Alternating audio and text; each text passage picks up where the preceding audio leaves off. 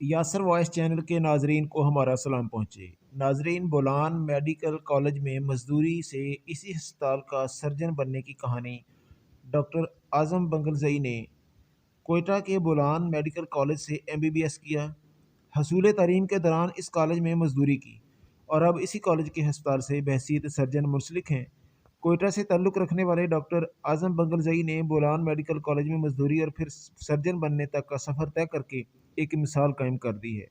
Doctor اعظم بنگلزئی نے Bolan medical college کی تعمیر میں ایک مزدور کی حیثیت سے کام کیا اور اس درسگاہ سے MBBS کی ڈگری حاصل کی، اور پھر سرجری کے میدان میں اعلیٰ تعلیم حاصل کر کے بطور سرجن بھی اسی کالج اور ہسپتال میں خدمات سر انجام دی۔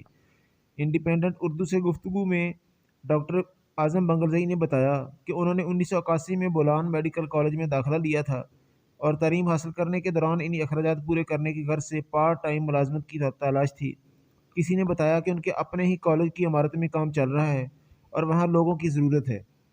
انہوں نے بتایا کہ میں وہاں گیا اور ٹھیکیدار سے نوکری کے لیے پوچھا اور مجھے رات کی شفٹ میں 30 روپے دہاڑی کے حساب سے ملازمت مل گئی۔ ڈاکٹر اعظم بنگلزئی نے ٹھیکیدار کو نہیں بتایا کہ وہ اسی کالج میں MBBS کے طالب علم ہیں۔ بلوچستان کے گمنام ہیرو کہلائے جانے والے ڈاکٹر اعظم بنگلزئی کہتے ہیں وہ آج بھی جب اس عمارت کی طرف جاتے ہیں جس میں انہوں نے مزدوری کی تھی تو ماضی کی یادوں سے لطف اندوز ہوتے ہیں۔ انہیں اب بھی یاد ہے کہ سردیوں کی ایک رات میں بجری کی ریڑھی گر جانے کی وجہ سے انہیں اس نوکری سے فارغ بھی کر دیا گیا تھا۔ ڈاکٹر اعظم کو ٹھیکیدار کے الفاظ اب بھی یاد ہیں جو اس نے بجری کی ریڑھی گرنے پر انہیں کہے تھے، تم چھوڑ دو کام، تمہیں کام نہیں آتا۔ ان کی منت سماجت کے باوجود بھی ٹھیکیدار نے انہیں آدھی دہاڑی ادا کر کے فارغ کر دیا تھا، اور پھر قسمت کا کرنا ایسا ہوا کہ ذوب سے تعلق رکھنے والے ٹھیکیدار کئی برس گزرنے کے بعد بیمار ہوا اور علاج کی خاطر ڈاکٹر اعظم بنگلزئی کے پاس آیا۔ ان لمحات کو یاد کرتے ہوئے انہوں نے بتایا، میرے بولان میڈیکل کالج میں OPD چل رہی تھی کہ اچانک ایک بوڑھا مریض اپنے بیٹے کے ساتھ کمرے میں داخل ہوا۔ جیسے ہی میں نے دیکھا تو مجھے ماضی میں چلا گیا اور سوچا کہ اس شخص کو میں نے کہیں دیکھا ہے، اور ذہن پر زور ڈالنے پر یاد آیا کہ یہ تو وہی ٹھیکیدار ہے۔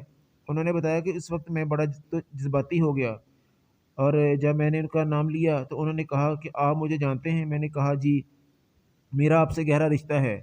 پھر میں نے خود اس ٹھیکیدار کی سرجری کی، لیکن وہ بار بار مجھ سے پوچھ رہا تھا کہ ڈاکٹر صاحب میرے اوپر اتنی مہربانی آپ نے کیوں کی؟ تو میں نے کہا کہ آپ کا بہت احسان ہے مجھ پر، میں آپ کا احسان چکانا چاہ رہا ہوں کیونکہ آپ نے برے دنوں میں میرا ساتھ دیا تھا۔ بقول ڈاکٹر اعظم اس نے مجھ سے پوچھا کہ آپ کو کیسے پتہ چلا کہ میں ٹھیکیدار ہوں؟ میں نے کہا یاد ہے کہ آپ کے ساتھ ایک غریب سا لڑکا ریڑھی بجری کا کام کرتا تھا، وہ لڑکا میں تھا جس نے آپ کے ساتھ بطور مزدور کام کیا، اور اسی مزدوری کے بعد میں نے اسی کالج میں اپنی پڑھائی جاری رکھی اور الحمدللہ آج میں اسی ہسپتال میں بطور سرجن اپنا فرائض سر انجام دے رہا ہوں۔ ناظرین، اگر آپ کو